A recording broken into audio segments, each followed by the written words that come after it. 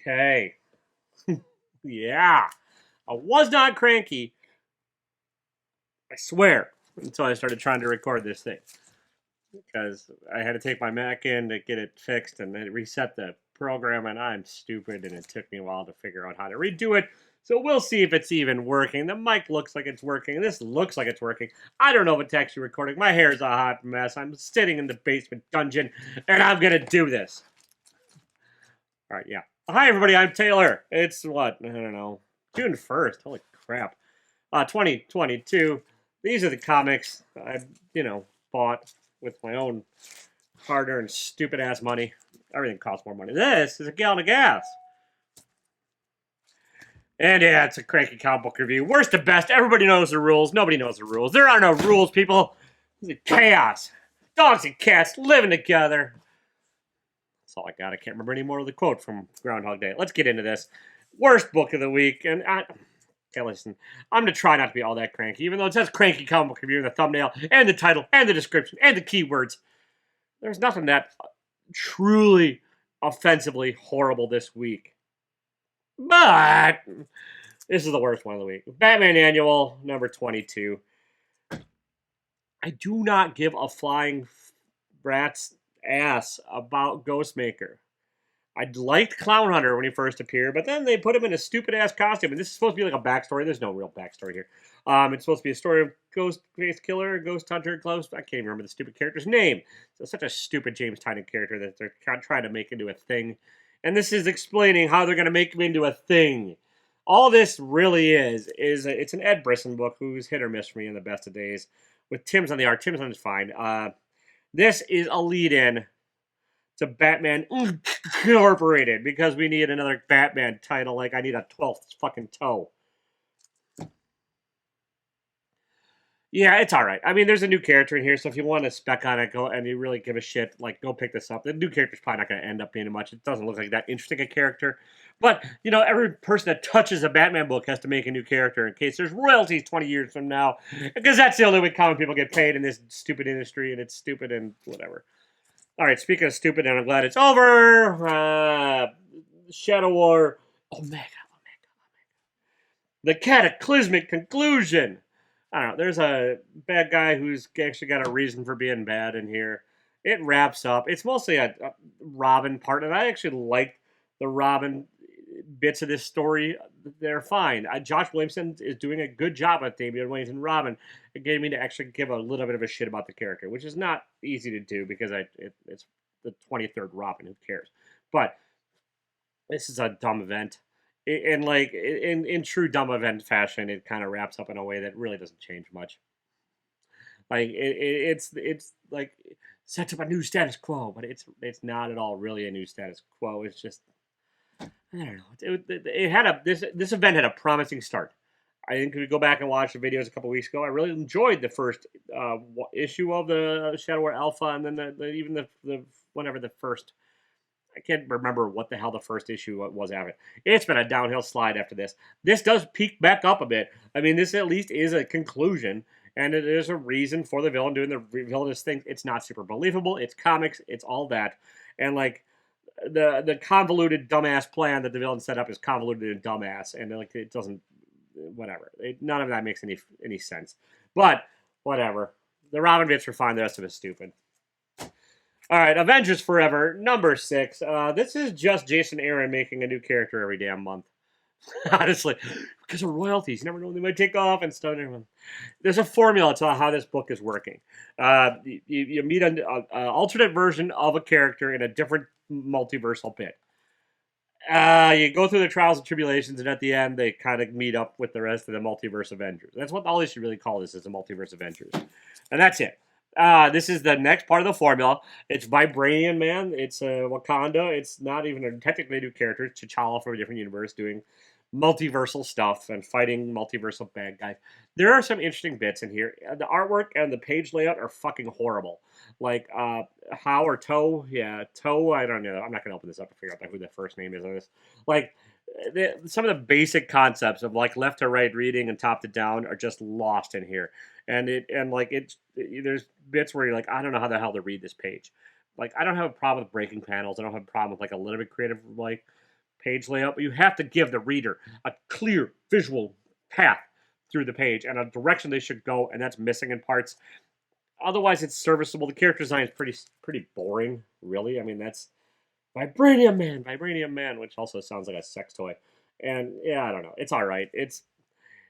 I'm not sure I'll keep up with this. I kind of like they need to get to a point where these Avengers Forever are doing some Avengery shit instead of just having each issue be an intro to a new character.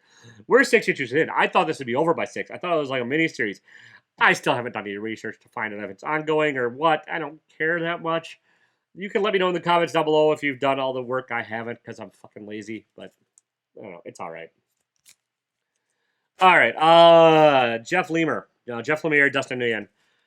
I want this to be better. This is Little Monsters number 4 of 5. I think it's wrapping up next issue, I think. It's either 4 of 5 or 4 of 6. I don't know how they're going to wrap this up. There has not been a whole lot of story here. Really.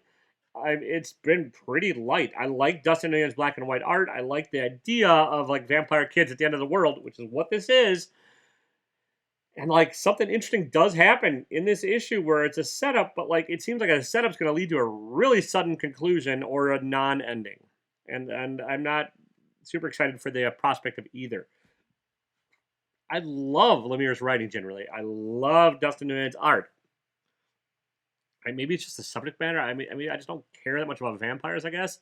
And like, Lord of the Flies, I fell asleep every time I tried to read the book, and this is kind of heavily based on that, I get sort of, but I don't know. It's okay. I mean, honestly, it's okay, but like I will continue to buy anything Jeff Lemire puts out because generally this stuff is pretty solid. Like honestly, above solid most of the time. But this is, I think, truly one of the weaker efforts of them. It's not gripping me in the way it should have by now. I mean, we're 4 issues in. We're like getting close to the finish line, and it's all right. I mean, I guess it's fine, right? 6-0. All right. Speaking of stories that haven't gone anywhere, treading water, and need to get somewhere damn fast, even though we're like 9 issues into this shit. Nice House on the Lake. I love the cover. It's just like, look, it's me in a pile of blood in a yeah, whatever. I can't grow facial hair. That's not me, people. Also, I have more scars that I don't wear across around my neck because whatever. I'm a vampire. It's James Tynion. It's Alvaro Boya Martinez Bueno and Jordi Belair on the coloring. Art is visually gorgeous as always. Jordi Belair's coloring is great. It reminds you a lot of Jacob Phillips stuff. The story has not gone anywhere though. Since the giant revelation a couple, like 4 or 5 issues ago, like the beginning and end of the first arc, the story just hasn't done anything, and it still hasn't done anything. Like it's a really slow paced, and it's not.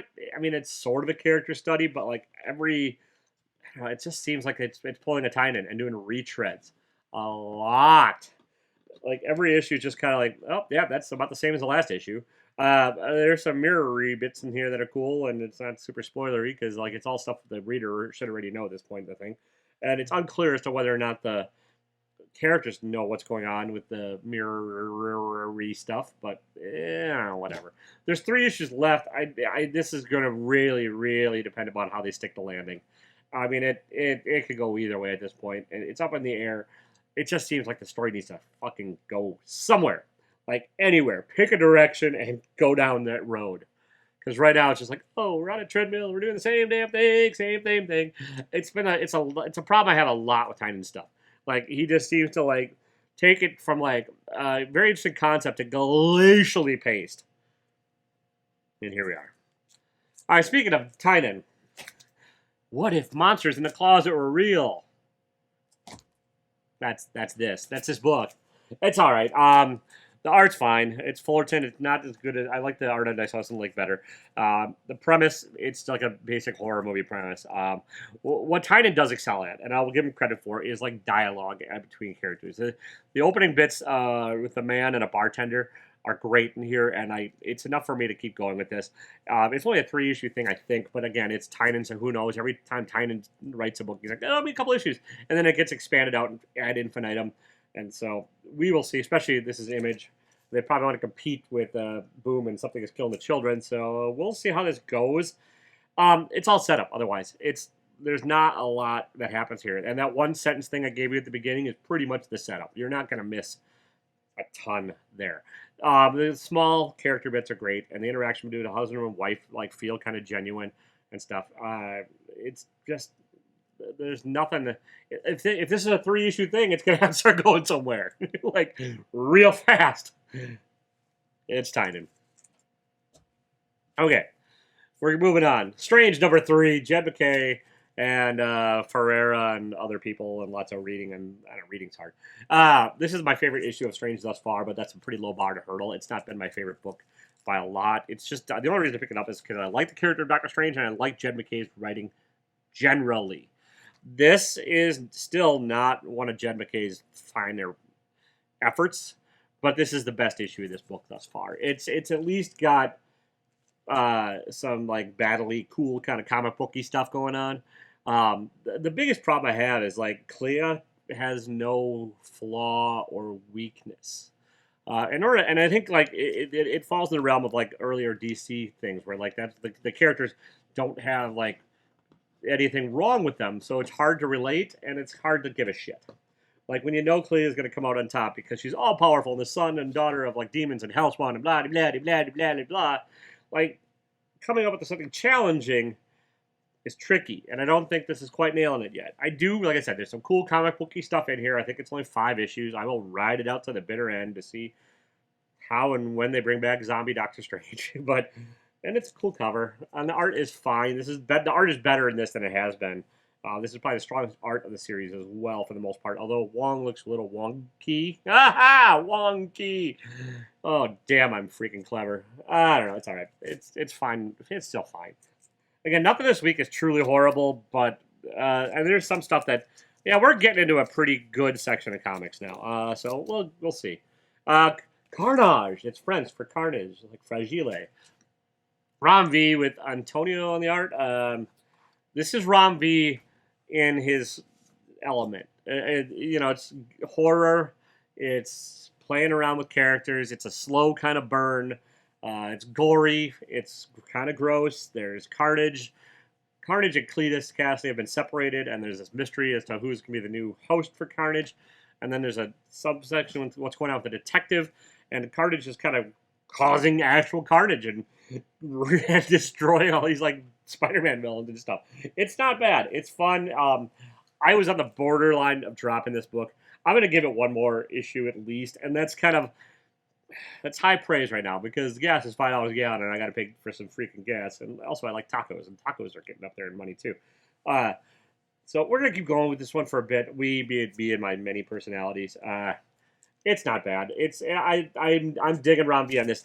I dropped Venom. I don't give a shit about Dylan Brock's plight, and I don't think Brian Hitch and Venom are a great fit. That's not necessarily relevant to this video, but Carnage is a much better story in the same kind of playground, I guess is how I'm relating it, and by the same author. Like Ron V's doing on his own writing here, and I think it's a better effort than when he's paired up with what's his nuts, Al Ewing on Venom. I think this is a better fit for Rom. And so, yeah, Carnage. You can do worse than that. Another book that I was going to drop, and it just keeps doing enough to keep me going. Even though I still have no idea what's going on, there's like little nuggets and hints and pieces of like bits and pieces. Like you're following this breadcrumb trail, trying to figure out what's happened in the world and what is the furthest place from here and whatever. Yeah, this is an oversized issue. I don't know what I paid for this. I probably should look at my receipt and be like, oh, I probably should have dropped it. Read this on a trade. It's going to probably read better. If you've not picked it up, don't get the single issues. Wait for collections to get them that way because it's a very quick chapter kind of story. This is one of the more interesting issues of it. From like issue 1 and this are probably the 2 most interesting. And it's enough where I am going to keep reading this. I can't really describe it because there's not a whole lot of like inroads for the reader. You're kind of like trying to like figuring it out, and you're trusting Ross and Rosenberg to like guide you along this path and like that, and hoping it'll lead somewhere fun and interesting.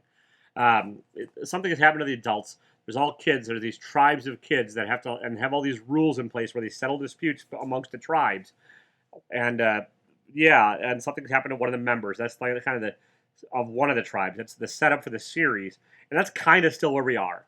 There's nuggets that like we're gonna get to learn at least a little bit what happened to the character in the first issue that disappeared, which is good because that's kind of, I think, was a setup for this whole run. And there's like a resolution of sorts of like what's been happening thus far. This is like the turning of the page to the next chapter, but you're still kind of in the weeds. It is interesting enough, and it's an interesting enough ride. I will probably give it one more issue.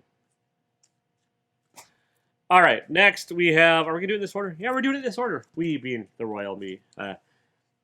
Firepower number, what is this? 21.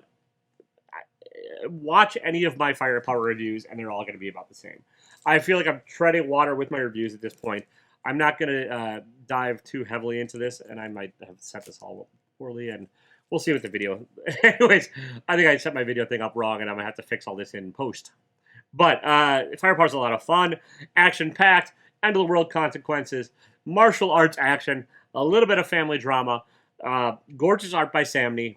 I could rinse, repeat. Every issue's been about that. It's a fast, breezy book.